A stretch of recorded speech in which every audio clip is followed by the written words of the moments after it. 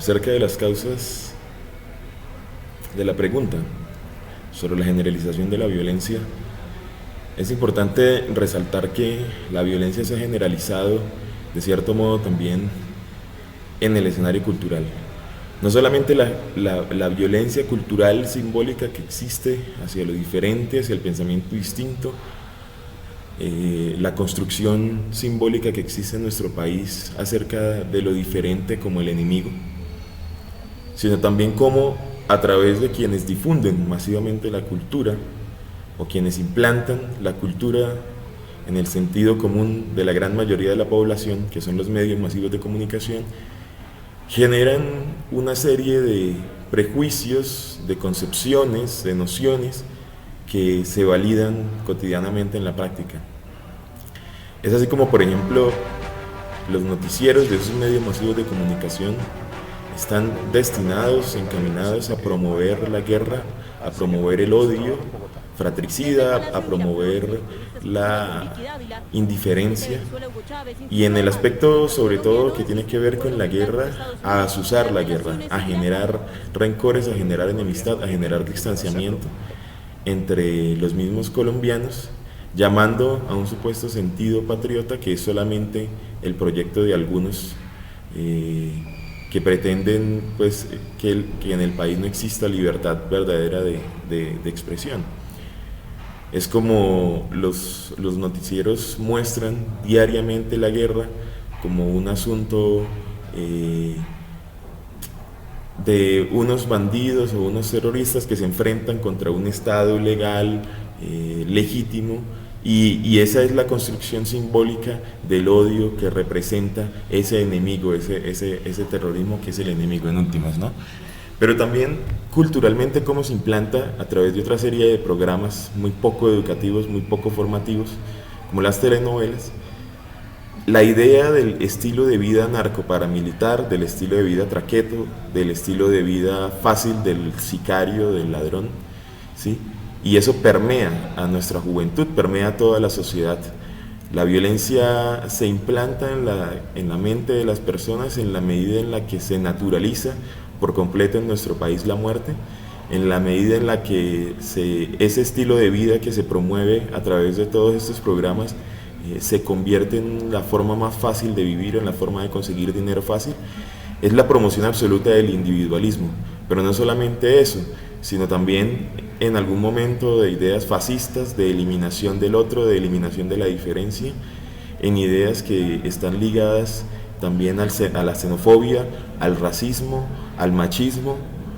y cómo esto, digamos, se convierte como un escenario de reproducción constante de una cultura que quiere ser implantada por las clases dominantes y a la cual, digamos, las clases menos favorecidas no oponen mayor resistencia. Entonces, ese es el escenario un poco, digamos, cultural en el que se encuentra nuestro país. La violencia se convierte en un elemento natural y al naturalizarse, pues es difícil erradicarla del pensamiento, pero también de las prácticas cotidianas de hoy en día. Solamente para señalar un ejemplo sobre ese tema, vemos ahorita cómo el asunto de la degradación social que genera, por ejemplo, delincuencia común, ante la ilegitimidad y ante la inoperancia del sistema judicial actual, ha entrado a jugar la población un papel en el sentido de tomar justicia por su propia mano, lo cual es absolutamente peligroso porque primero no llama la atención sobre la noción de justicia y segundo promueve mucho más el odio, promueve mucho más la violencia, y en el escenario actual en el que nos encontramos, que es un escenario de diálogos de paz con las FARC y que se viene el escenario con el ELN, es imposible pensar un país en el que exista tanto odio y tanto rencor hacia lo diferente, hacia lo que no es igual a mí, ¿no? Porque necesitamos un país en el que haya reconciliación nacional. Un poco la obra de Alejandro Obregón responde a eso. En su momento un pintor vanguardista adelantado a su época, pero que responde, digamos, a la necesidad de generar a través del arte procesos de memoria histórica, procesos de,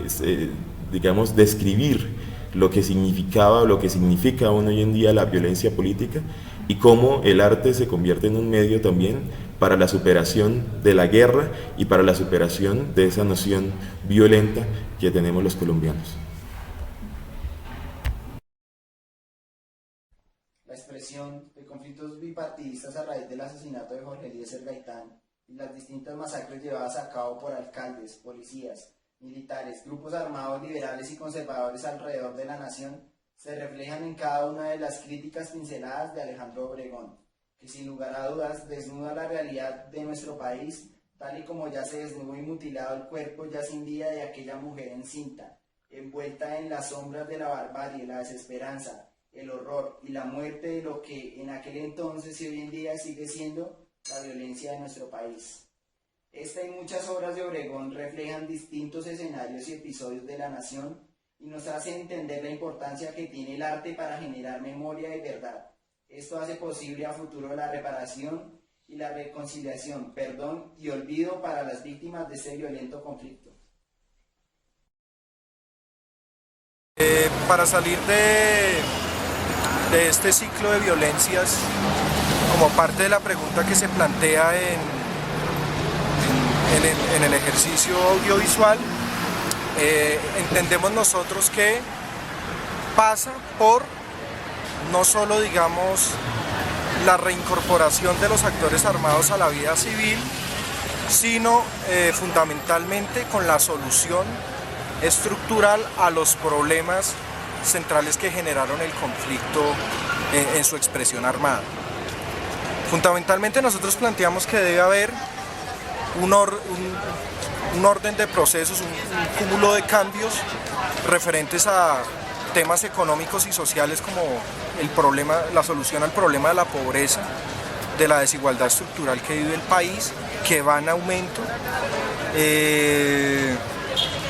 y fundamentalmente algo que se ha hablado mucho en la coyuntura específica de los diálogos, y es las garantías reales de participación política, el pensamiento alternativo, disidente, para expresar y poner de fondo sus propuestas de país. Creemos que ahí se encuentra un elemento fundamental, ¿sí? Ahorita con los diálogos de las FARC, pero también con la apertura de los diálogos con el Ejército de Liberación Nacional. Frente a eso, planteamos que no se limita, digamos, a la apertura y participación de estos actores, sino a unas garantías de movilización y participación real y decisoria del conjunto de la sociedad colombiana, de los estudiantes, de los campesinos, de los indígenas y de los demás sectores subalternos que componen al pueblo colombiano. Aparte de eso, consideramos que el papel de los medios, si decimos los medios son un actor fundamental del conflicto, también planteamos que en la construcción de la paz y de la superación de la violencia, los medios tienen que dejar de azuzar la guerra y tienen que permitir, primero, que la gente se informe de qué era realmente el conflicto y cuáles eran sus móviles, y también servir de canal de comunicación para la reconciliación nacional. Finalmente, con relación a la obra del maestro Obregón, planteamos que, bueno, la herramienta del arte, el arte como herramienta, siempre ha sido, digamos, un elemento fundamental para construir consensos y construir tejido social. Creo que la obra de la violencia del maestro Obregón nos plantea en el fondo una crítica social muy fuerte, digamos, al periodo específico de la muerte de Gaitán, pero concretamente a algo que nosotros hemos planteado, y es a un periodo de historia reciente en el país que no ha terminado. Creemos que el arte es una herramienta para construir la paz, creemos que la paz se pinta, creemos que la paz se baila, creemos que la paz fundamentalmente nos va a permitir a través del arte un proceso de reconstrucción social de tejidos que esta sociedad, por causa de la guerra, ha perdido. Con nuestra propia lucha, no andamos peleando, andamos defendiendo. Estamos soportando a esta marcha para bailar, porque nosotros somos de dura y veremos aportar. Somos unos negros